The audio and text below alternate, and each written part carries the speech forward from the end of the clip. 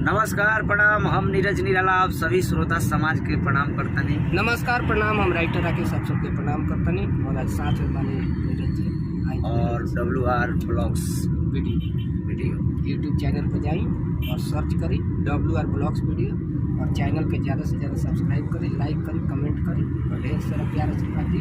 नीरज जी को मुखड़ा तक याद करी। अरे कि मुँह मारे राजा रौरा, अरे इतना मोटैला के हमारा तो टेंशन बढ़ुए, अलई को न भइला के हमारा तो टेंशन बढ़ुए। पंखवा नहीं चलो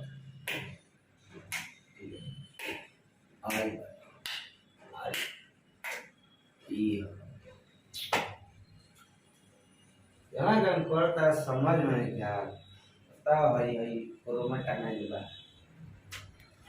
इनमें कोरोना को बाजार बा